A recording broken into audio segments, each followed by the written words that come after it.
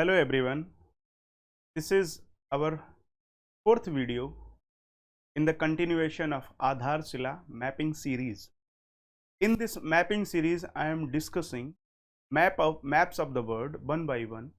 Earlier, I have given a basic introduction about continents, oceans, the last lectures, solar system, our earth introduction I have given already.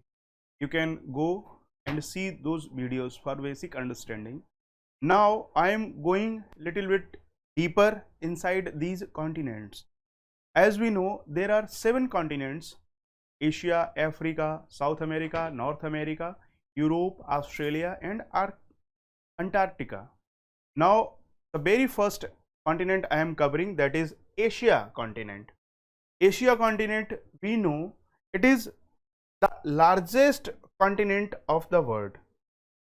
Largest continent of the world. जैसे कि जो land mass है, कहते हैं कि जो जितना भी लैंड मास है अर्थ का, उसका थर्ड जो लैंड मास है वो अकेले एशिया महाद्वीप कवर करता है। It is the third 1/3 of the earth total land area.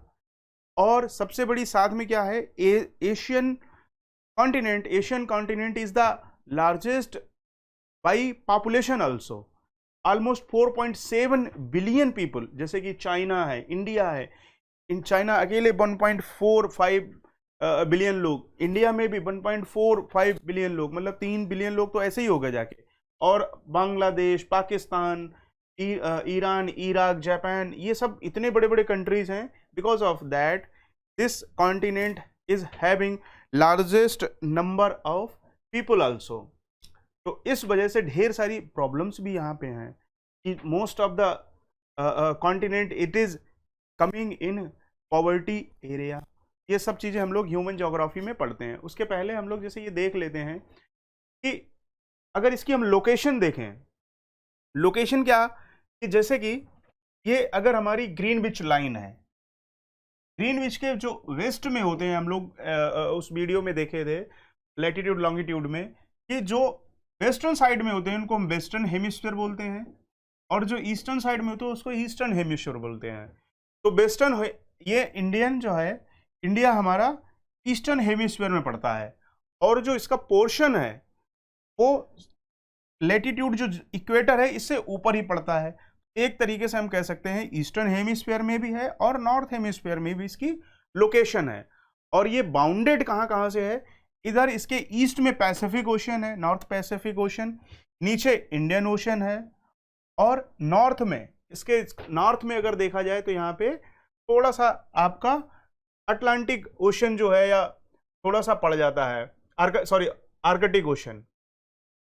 और जो यूरोप जो है एशियन कंटिनेंट का थोड़ा कंटिन्यूएशन ही कहते हैं, तो इस पूरे पार्ट को हम लोग बोलते हैं यूरेशिया। और रशिया जो है, इसकी पोजीशन जो होती है, इसका कुछ पार्ट है वो यूरोप में आता है, अदरवाइज मैक्सिमम पार्ट जो है वो एशिया में ही आता है। इसके रीजन अगर हम देखें तो यहाँ पे ढेर सारी फिजिकल फीचर्स मिलते हैं। फिजिकल फीचर्स में जैसे कि माउंटेन सिस्टम, जैसे यहाँ पे यूराल माउंटेन पड़ेगा, और सबसे बड़ा जो माउंटेन पड़ेगा वो जाके इंडियन सब कॉन्टिनेंट रीजन में ये हिमालयन माउंटेन पड़ेगा जाके। हिमालयन माउंटेन क्यों बना, इसके पीछे जब आप जियोमॉर्फोलॉजी में देखेंगे, प्लेट टेक्टोनिक्स, क्या होगा कि ये इंडिया है, इंडियन प्लेट पहले अलग थी, जब इंडियन प्लेट धीरे धीरे टकराई जाके एशियन प्लेट से, तो बीच में फोल्डिंग हो गई। और उस फोल्डिंग की वजह से क्या हुआ कि जैसे फोल्डिंग जैसे क्या होता है कि जैसे ये अगर बुक है, और इसमें अगर आप दो साइड से प्रेशर डालो तो बीच वाला पोर्शन जो जैसे उठ जाता है ऊपर, this is kind of folding. तो ये हिमालयन जो है, हिमालय माउंटेन जो है, it is a fold mountain, और अभी रिसेंट में इसका ओरिजिन हुआ है, that's why it is also called as young fold mountain. पुराने माउंटेन जो यहाँ पे है, ओल्ड फोल्ड माउंटेन, जैसे अरावली सिस्टम है इंडिया में, it is old fold mountain. Why? because old fold mountain, it originated in older time, that's why it is called as young old fold mountain. India में या Indian सब continent में हिमालय है, it is young fold mountain.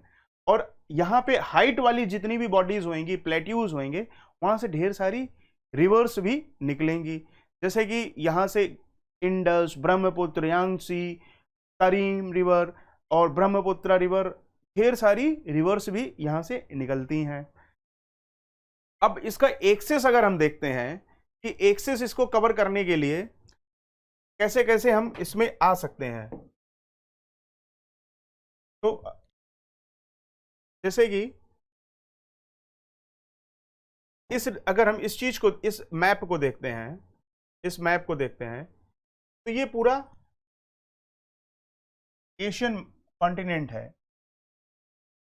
Saudi Arabia, ये Africa continent इधर पड़ जाता है। यहाँ पे एक रेड सी आती है, यहाँ पे आपका पड़ता है बाब अल मंडेब ऐसे करके। यहाँ पे गल्फ ओमान बेसिन जो पड़ती है, यहाँ से ये एंट्री के पॉइंट होते हैं। यहाँ पे स्ट्रेट ऑफ मलक्का होती है, straight of Malacca. Straight of Malacca मतलब कि एक बीच में स्ट्रेट उसको बोलते हैं जब ये कोई वाटर बॉडी होती है और दो लैंड मास को जोड़ती है। स्ट्रेट ऑफ बाब अल मंडेब, उसमें ये दो वाटर लैंड मास हैं, इसके बीच में, ये बीच में जो पड़ती है इसको स्ट्रेट ऑफ बाब अल मंडेब बोलते हैं। स्ट्रेट ऑफ मलक्का कि दो आइलैंड हैं, लैंड मासेस हैं, उनके बीच में एक वाटर बॉडी है। ऐसे ही करके इंडिया में भी है स्ट्रेट ऑफ दिस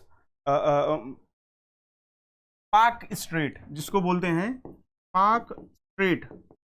पाक स्ट्रेट क्या है, यहाँ पे कि दो लैंड मास हैं, श्रीलंका एंड इंडिया, उसके बीच में एक ये वाटर बॉडी है, दैट इज पाक स्ट्रेट।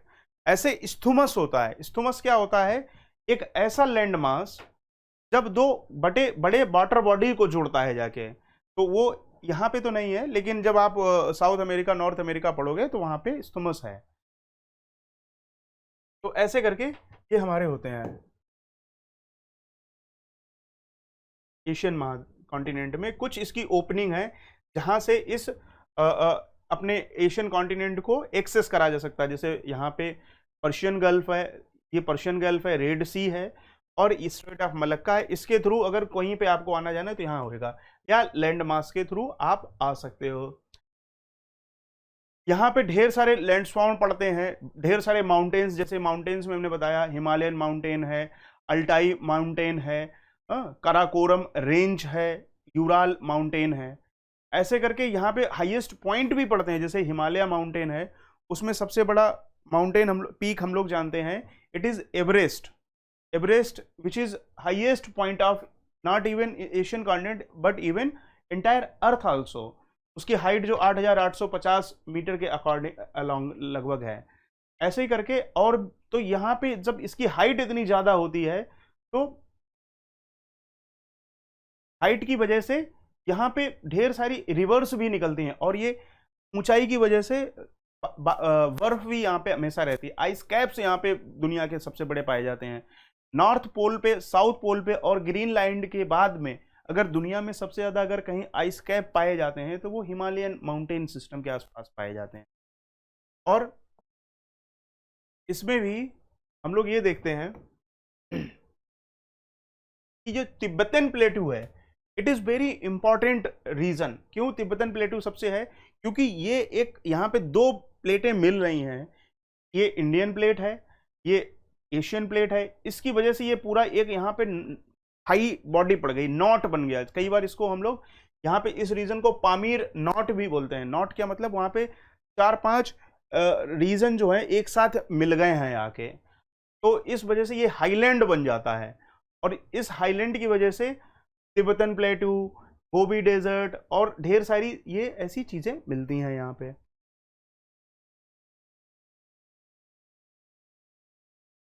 अब जब ये हाइट बॉडी होती है तो इस वजह से यहाँ पे ढेर सारी रिवर्स में मिलती हैं, जैसे गंगा, यूफ्रेट्स, अमूर, यांगसी। तो ये ऐसी ढेर सारी यहाँ से रिवर्स भी निकलती हैं। और ये रिवर्स जो होती हैं they are perennial river. Perennial river मतलब यहाँ पे हमेशा पानी रहता है। क्यों पानी रहता है, क्योंकि ये बरसात में तो, रेनी सीजन में तो इनके पास पानी आ जाता है, बरसात मानसून से, और समर सीजन जब ड्राई पीरियड रहता है तो ये आइस होती है, ये मेल्ट हो जाती है, और आइस मेल्ट होने की वजह से बारिश पानी इनको मिल जाता है, तो ढेर सारा पानी भी मिल जाता है। यहाँ पे जो इंपॉर्टेंट और चीजें होती हैं, जैसे कि ये कैस्पियन सी है, ये कई कंट्रीज के साथ में है, ब्लैक सी है, तो ये, और डेड सी है जो जॉर्डन में है, आपके जॉर्डन में रिफ्ट वैली है, ये साल्टिएस्ट बॉडी है। साल्टिएस्ट बॉडी मतलब कि यहाँ पे साल्ट सबसे ज्यादा रहता है। और साल्ट होता क्यों ज्यादा है? क्योंकि डेड सी जो था पहले एक नॉर्मल सी हुआ करता था, और यहाँ पे ढेर सारी रिवर से पानी आया करता था। अब आगे टाइम में आने की वजह से क्या हुआ कि ये रिवर से पानी जो आ रहा था ये बंद हो गया। अब जब पानी आना ही बंद हो जाएगा तो एक ये वाटर बॉडी ऐसे अलोन बनी रहेगी। अब पानी तो इवेपोरेट होता चला जा रहा है, जो इसमें साल्ट बचे रहते हैं वो धीरे धीरे धीरे धीरे वो बढ़ते चले जाते हैं। इस वजह से ये डेड सी है, it is becoming the saltiest body on earth surface. जो यहाँ पे साल्ट का कंसंट्रेशन होता है, जो नॉर्मली होता देखा जाता है कि 35 ग्राम पर 1000 ग्राम वाटर में लगभग निकलता है, एवरेज ओशन में जो साल्ट होता है, बट यहाँ पे 400 ग्राम, 350 से 400 ग्राम 1 किलोग्राम वाटर अगर आप ले लोगे तो इस वजह से कहा जाता है डेड सी जो है, why it is dead, because the concentration of salt is very much high. तो इस वजह से कोई यहाँ पे स्पीसीज सर्वाइव ही नहीं कर पाती है, अंदर फिश वगैरह, कोई फाइटोप्लैंक्टन वगैरह सर्वाइव ही नहीं कर सकते, क्योंकि साल्ट कंसंट्रेशन इतना ज्यादा है। लेकिन यहाँ पे फ्लोट करना उतना ही आसान होता है कि वाटर की डेंसिटी बहुत ज्यादा है, तो तैरते आप रहोगे, जल्दी डूबोगे नहीं। क्यों? क्योंकि ये वाटर जो है ऊपर ही रहता है, ऊपर आपको फेंकता रहेगा, तो इस वजह से ये इसको डेड सी भी बोलते हैं। उसके बाद एशियन कंट्री में, एशियन कॉन्टिनेंट में माउंटेन बैरियर्स जैसे हैं, जो ये नॉर्थ हिमालय हमने बताया। नॉर्थ हिमालय कैसे बनता है कि इंडियन प्लेट एशियन प्लेट से टकराई, इंडियन प्लेट नीचे दब गई, तो फोल्डिंग यहाँ पे होगी, फोल्डिंग की वजह से ये हिमालयन माउंटेन बन गया। और हिमालयन माउंटेन केवल एक रेंज में नहीं, जब इंडियन ज्योग्राफी हम पढ़ेंगे तो उसमें कई मल्टीपल रेंज आएंगे, जैसे ग्रेटर हिमालय, फिर आएगा आपका लेसर हिमालय, फिर आएगा शिवालिक। तो ये कैसे है, 3-4 रेंज बनेंगी। क्यों? क्योंकि कंटिन्यूअस दबता जा रहा है। और आज भी ये क्या है, रीजन बहुत ज्यादा आपस में कंबाइंड है, तो हमेशा फोर्सेस जो हैं, आज भी जो माउंटेन पे ये फोर्सेस इस अलोंग लग रहे हैं, तो ये रीजन जो है बहुत अर्थक्वेक प्रोन रीजन है। ये पूरा रीजन जो है, काठमांडू, नेपाल, भूटान, इंडिया में जम्मू कश्मीर, हिमाचल, उत्तराखंड, और ये ईस्टर्न नॉर्थ ईस्टर्न स्टेट्स जितने हैं इंडिया के, they are very earthquake prone region. Why? Because Indian plate is meeting with Asian plate, that's why it is very earthquake prone region. और ये हिमालय जो है, हिमालय इंडिया को एक डिफरेंट आइडेंटिटी भी देता है। कैसे आइडेंटिटी देता है कि एक तो जो मानसून पवनें आती हैं वो आगे यहीं तक रुक जाती हैं, उधर पार नहीं कर पाती हैं समर में। विंटर में क्या है कि कोल्ड विंड जितनी भी आती हैं गोबी डेजर्ट से, वो यहाँ पे रुक जाती हैं, ब्लॉक कर देती हैं। तो हिमालयन माउंटेन इंडिया को एक डिफरेंट आइडेंटिटी देता है और सेव करता है। इस वजह से इंडिया में ट्रॉपिकल क्लाइमेट पाया जाता है, जबकि इसके जस्ट ऊपर यहाँ पे बहुत ठंडा वाला क्लाइमेट पाया जाता है, कूल क्लाइमेट पाया जाता है। अगर ये हिमालय ना होता तो कहते जो ये गोबी डेजर्ट है या डेजर्ट तिब्बत प्लेट्यू डेजर्ट है, जो ये कंटिन्यूएशन में इंडिया में भी होता अगर ये हिमालय ना होता। यहाँ पे जो मेजर रिवर्स हैं, गंगा है, ब्रह्मपुत्र है, मेकोंग है, यांगशी है, ये सब यहाँ पे पाई जाती हैं। क्यों पाई जाती हैं? इसके पीछे रीजन ये है कि एक तो ये हाइट एंड बॉडी है, हिमालयन रीजन जो है एक हाइट एंड बॉडी है, तो हाइट की वजह से ये पूरा हाइट रीजन है। इस हाइट की वजह से ढेर सारी रिवर्स जितनी भी होंगी, ये कोई इधर फ्लो करेगी, कोई इधर फ्लो करेगी, कोई इधर फ्लो करेगी, कोई इधर फ्लो करेगी, कोई इधर फ्लो करेगी, ऐसे करके कि इंडस, ब्रह्मपुत्र, यांगशी, मेकोंग, ब्रह्मपुत्र, इरावदी, गंगा, यमुना, ऐसे करके ढेर सारी रिवर्स जो हैं वो इस रीजन से निकलती हैं। दूसरा, यहाँ पे रिवर निकलने का कारण क्या है कि यहाँ पे हाई माउंटेन्स मिलते हैं, और these rivers are perennial rivers because ice as well as summer monsoon water is fed up by fed up in these rivers, that's why these rivers are always perennial.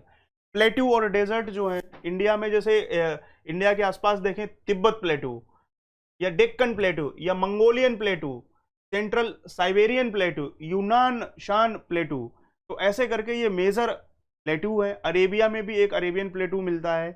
तो ऐसे करके ये major major plateaus मिलते हैं जो यहाँ पे आसपास हैं। उसके बाद यहाँ पे डिजर्ट ढेर सारे होंगे।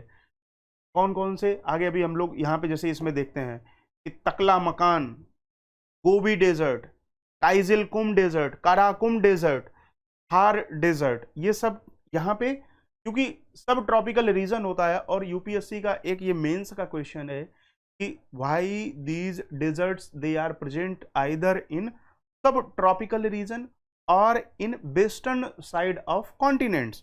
इसका कारण क्या है कि डेजर्ट जितने भी हैं वेस्टर्न रीजन में पड़ते हैं जाके कॉन्टिनेंट्स के, या सब ट्रॉपिकल रीजन में पड़ते हैं। तो उसका रीजन यही है कि जो सब ट्रॉपिकल रीजन है यहाँ पे ऊपर, जो अर्थ के ऊपर जो रहता है एयर, यहाँ पे हाई प्रेशर बनता है और हाई प्रेशर की वजह से एंटी साइक्लोन बन जाते हैं। और एंटी साइक्लोन जो होते हैं ये सपोर्ट करते हैं एयर को डिसेंड होने। तो यहाँ पे ना तो क्लाउड बन पाता है ना कुछ बन पाता है, उस वजह से हमेशा स्टेबिलिटी रहती है। और because of that stability these regions remains cloud free and becomes arid और desert region. Why? Because presence of anticyclone. और वेस्टर्न पार्ट में होने की वजह से क्या है, either due to cold current और ड्यू टू एंटी साइक्लोन और ड्यू टू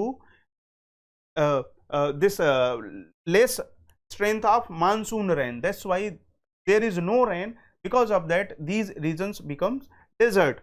डेजर्ट दो टाइप के होते हैं, एक कोल्ड डेजर्ट होता है, एक वार्म डेजर्ट होता है। वार्म डेजर्ट में अगर हम देखें तो थार अपना डेजर्ट आता है। कोल्ड डेजर्ट में देखें तो ये ऊपर जितने भी हैं ठंडे डेजर्ट, गोबी डेजर्ट, तकला मकान, किजिलकुम, काराकुम, ये सब कितने हैं, कैसे हैं, कोल्ड डेजर्ट हैं। इंडिया में भी कोल्ड डेजर्ट अगर देंगे तो ये तुम्हारा लद्दाख का डेजर्ट जो भी है, it is coming in cold desert. फिर यहाँ पे ढेर सारे आइलैंड भी मिलते हैं। आइलैंड जैसे जापान आइलैंड है, फिलीपींस है, इंडोनेशिया है, तो ये सब हमारे आइलैंड्स पड़ते हैं। अभी रिसेंट में ये न्यूज में क्यों है, क्योंकि मैरीटाइम बाउंड्रीज जो हैं इसकी बहुत ढेर सारी डिस्प्यूट्स आ रहे हैं। जैसे कि चाइना है, चाइना के पास में साउथ चाइना सी इधर है। अब इस साउथ चाइना सी के आसपास जितने भी ये फिलीपींस है, जापान है, या यहाँ पे वियतनाम है, और ये सब कंट्रीज हैं, ये आपस में बड़ा डिस्प्यूट में है। क्यों? क्योंकि यहाँ पे ढेर सारे चाइना जो है आर्टिफिशियल आइलैंड्स, जैसे पैराशियल आइलैंड है या और एक दो आइलैंड आर्टिफिशियली वो बना रहा है। इस वजह से क्या है कि ताकि पूरे ओशन पे इसी का कब्जा हो जाए, साउथ चाइना सी पे। तो चाइना जो है यहाँ पे ढेर सारे बाउंड्री डिस्प्यूट्स करा रहा है। इंडिया के आसपास केवल एक ही मैरीटाइम बाउंड्री वाला रीजन है, श्रीलंका। उसके साथ तो हम लोगों ने ढेर सारे एग्रीमेंट कर रखे हैं। Still there is a point known as Katchatheevu. कच्चा थीबू करके एक लोकेशन ऐसी है जो डिस्प्यूट में रहती है।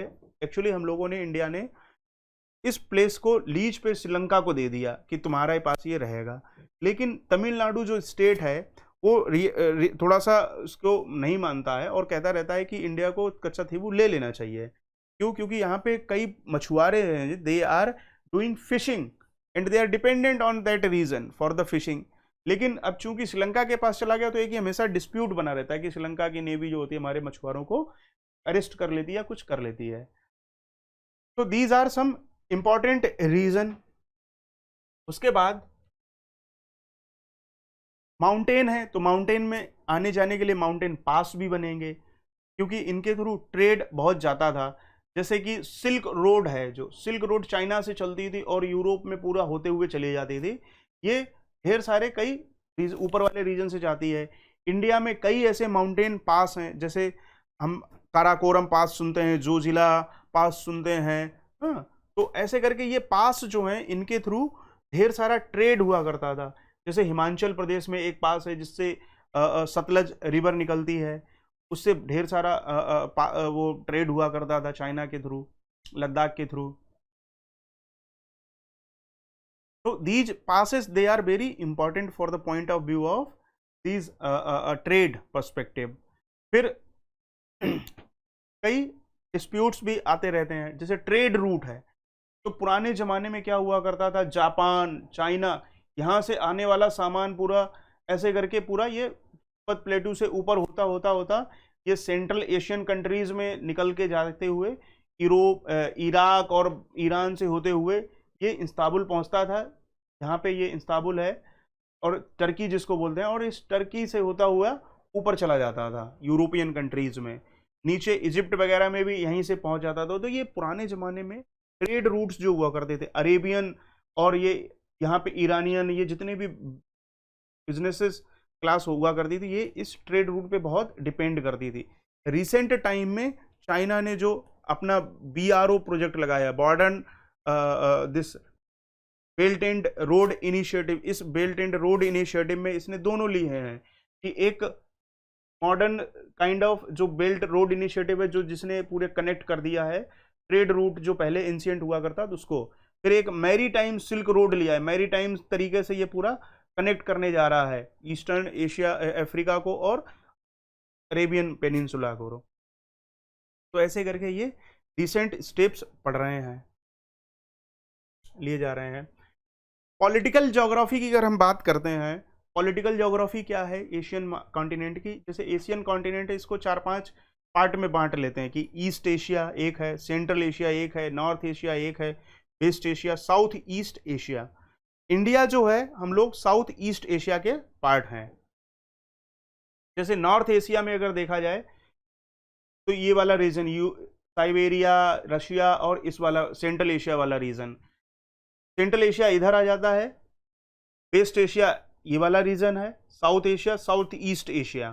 तो ऐसे करके इसके ढेर सारे रीजन है। नॉर्थ एशिया जैसे Russian federation along with Ural mountains, इसमें यूराल है, साइबेरिया है, रशियन फॉरेस्ट है।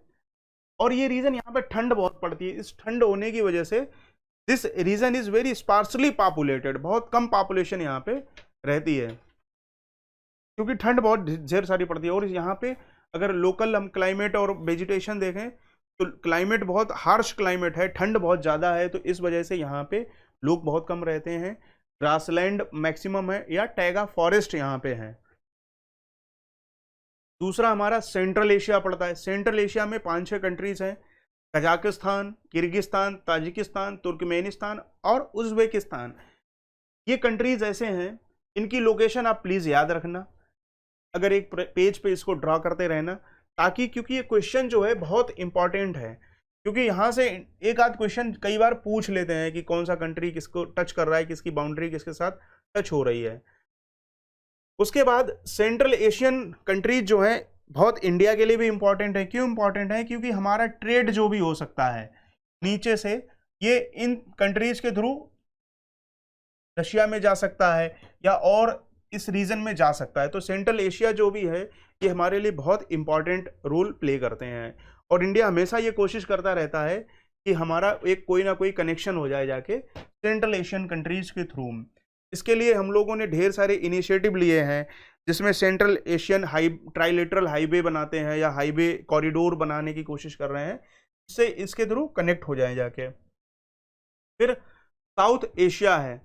साउथ एशिया क्या है? इसमें इंडिया, पाकिस्तान, बांग्लादेश, नेपाल, अफगानिस्तान, भूटान, ये सब कंट्रीज हमारे 7-8 कंट्रीज पड़ते हैं। और साउथ एशियन कंट्रीज बहुत इंपॉर्टेंट है क्योंकि उसमें इंडिया है, और साथ साथ में ये रीजनल कंट्रीज जो हैं यहाँ पे एक बहुत इम्पॉर्टेंट क्लाइमेटिक कंडीशन एग्जिस्ट करती है, जैसे इंडियन मानसून जो है इस पूरे इंडियन सब कॉन्टिनेंट में आता है और बहुत इम्पैक्ट करता है एशियन कॉन्टिनेंट की लाइफ को। ईस्ट एशिया में चाइना है, जापान है, मंगोलिया है, नॉर्थ कोरिया है, ये कंट्रीज हैं जो साउथ एशिया के ईस्ट पोर्शन में हैं, और यहाँ पे चाइना जो है मोस्ट पॉपुलस कंट्री है। फिर साउथ ईस्ट एशिया है। साउथ ईस्ट एशिया में म्यांमार, थाईलैंड है, Laos, Vietnam, Cambodia and peninsular Malaysia है। ये लोग एशियन एक नया टर्म है जो एशियन में भी ढेर सारे कंट्रीज आते हैं। ये वेस्टर्न एशिया है। वेस्टर्न एशिया जो है ये बहुत कॉम्प्लिकेटेड रीजन है। कॉम्प्लिकेटेड रीजन क्यों है? ये हमेशा न्यूज़ में भी रहता है वेस्टर्न एशिया। एक तो सबसे बड़ी बात है, वेस्टर्न एशिया जो है ये यहाँ पे Iraq, Syria, Turkey, Saudi Arabia, Yemen, Oman, Israel, Jordan, Syria, Lebanon, Cyprus, ऐसे करके ढेर सारी कंट्री है।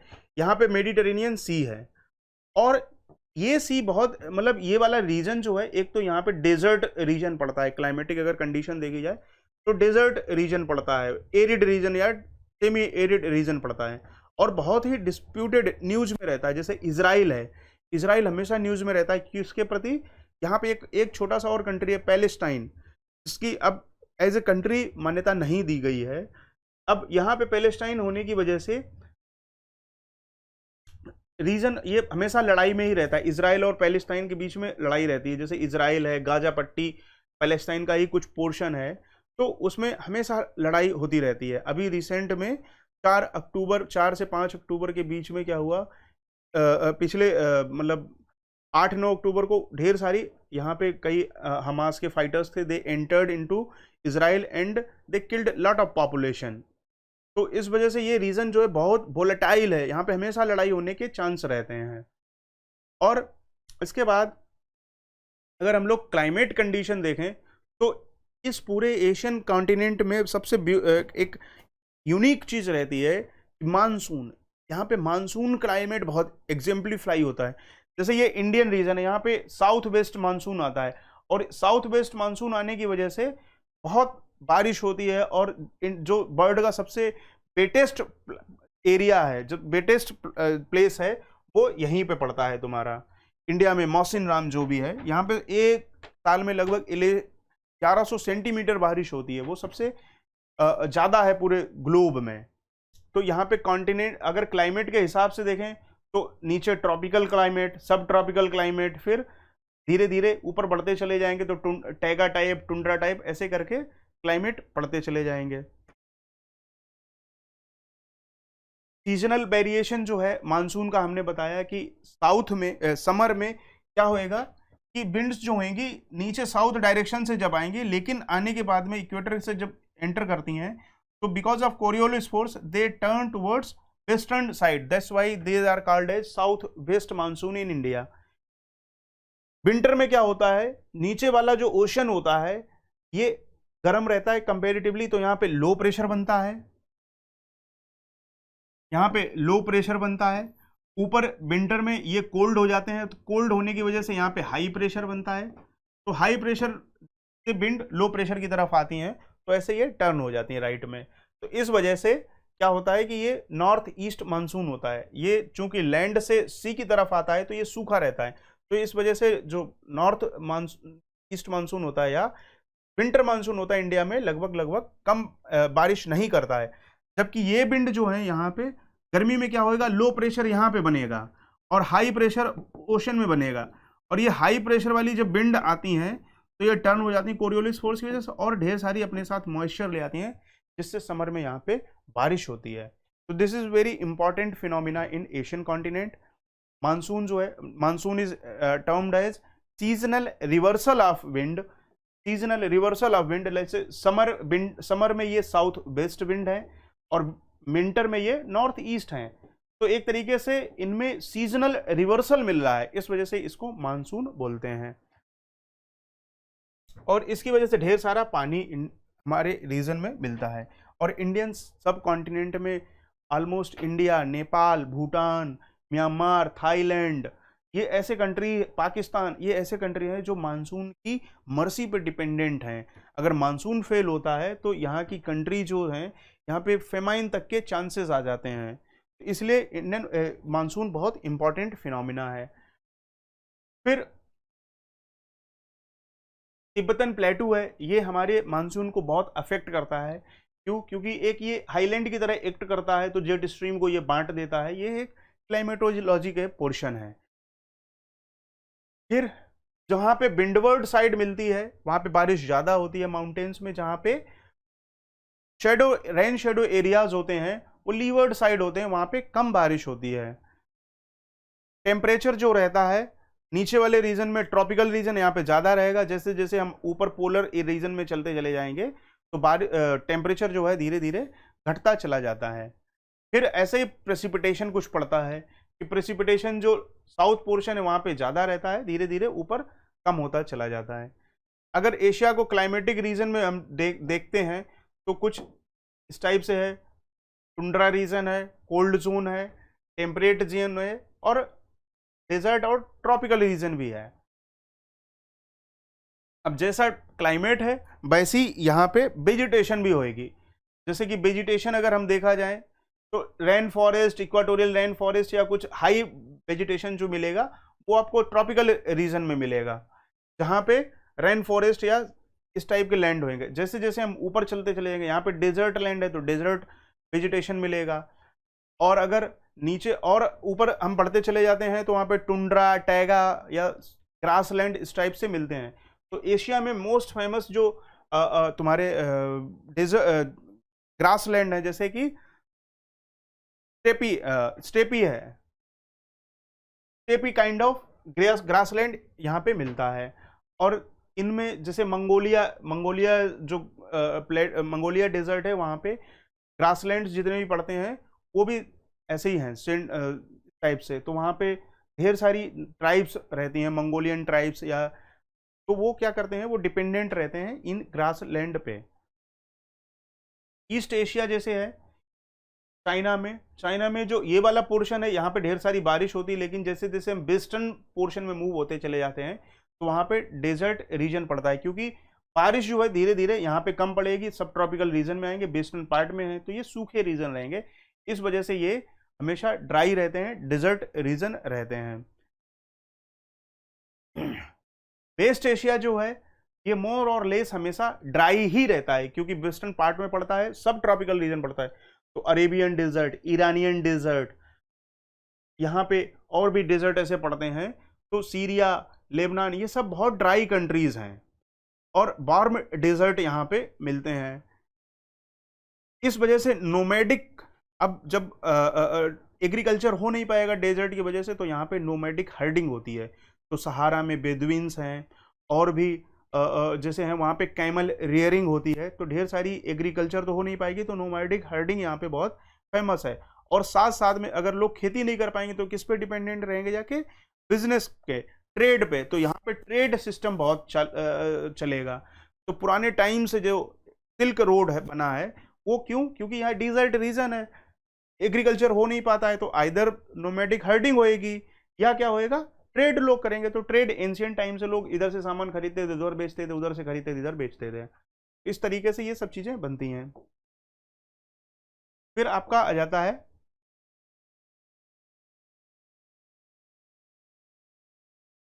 इजराइल और ये वाला रीजन। यहाँ पे अभी क्या है, बहुत डिस्प्यूट रहता है। डिस्प्यूट क्यों रहता है इजराइल और पैलेस्टाइन में, उसका एक छोटा सा मैं आपको ब्रीफ बता देता हूँ कि 1948 में इजराइल की स्थापना हुई। इजराइल वाज एस्टेब्लिश्ड इन 1948, और ये लोग अपने आप को कहते हैं कि हम जेरूसलम में हमारा पहले से था, तो वो लोग वहाँ पे बस गए आके। धीरे धीरे कॉन्फ्लिक्ट हुआ वहाँ पे, एक ऑलरेडी ये जो टेरिटरी थी it was under Turkish rule, उसमें पैलेस्टाइन के नाम था उसका, और पैलेस्टाइन के लोग रहते थे। धीरे धीरे इजराइल और पैलेस्टाइन में ऐसे आपस में वो चलता रहा। इजराइल का साइज बढ़ता गया धीरे धीरे और पैलेस्टाइन का साइज घटता गया। तो पैलेस्टाइन केवल दो रीजन में आ गया, एक वेस्ट बैंक में, गाजा पट्टी में। आसपास वाले रीजन ने बहुत सपोर्ट करा पैलेस्टाइन का, but they were not successful. Israel की ताकत धीरे धीरे बढ़ती गई और डिस्प्यूट भी वैसे वैसे बढ़ता चला गया। अब जाके ये है कि आपस में इतनी ज़्यादा दिक्कत है, इतना ज़्यादा कॉन्फ्लिक्ट है कि each country is attacking other countries time to time. कभी इजराइल पैलेस्टाइन पे अटैक करेगा तो कभी पैलेस्टाइन इजराइल पे। अभी रिसेंटली क्या है कि हमास ने जो गाजा पट्टी में रूल करता है, गाजा पट्टी एकदम ईस्टर्न साइड में है, यहाँ पे अगर लोकेशन आप देखो ईस्टर्न साइड में है, तीनों तरफ से ये इजराइल से घिरा हुआ है। तो यहाँ के कुछ फाइटर्स ने, जो उनकी टेररिस्ट ऑर्गेनाइजेशन है हमास, उन्होंने अटैक कर दिया इजराइल की जगह पे। इस वजह से करीब 1200 लोग मारे गए। तो फिर इजराइल ने रिटेलिएटरी एक बार डिक्लेयर कर दिया पैलेस्टाइन गाजा पट्टी के ऊपर, और अभी ये चल रहा है कंटिन्यूअसली, तो it may be chance that कि regional powers also take participation in this, तो this region is very volatile. और आगे जब हम लोग मिनरल रिसोर्सेस करेंगे तो उसमें इस एशिया में या और जगह जगह पे जहाँ पे भी जो भी मिनरल रिसोर्सेस पाए जाते हैं उसको हम लोग डिस्कस करेंगे। In this lecture I have discussed very basic about Asian continent. Asia continent में जो के पार्ट हैं, पॉलिटिकल पार्ट हैं या फिजिकल फीचर्स हैं, उनको हमने धीरे धीरे देखा। इसको मैं जो पीपीटी है इसको मैं टेलीग्राम चैनल जो है हमारा तथास्तु आईसीएस का, उस पे हम 1 बाय 1 सब शेयर करते जा रहे हैं। इसको प्लीज़ आप एक बार ज़रूर देखें, पढ़ें उसको, उससे जो आप अपने पर्टिकुलर नोट्स बना सकते हैं उसको बना लें। इस तरीके से ये सीरीज़ आपके लिए बहुत हेल्पफुल होगी जाके, और इससे कई सारे क्वेश्चन आपको मिलेंगे भी मेंस, जो आपका मेन पेपर आएगा। Okay, hope you enjoy the session, thank you.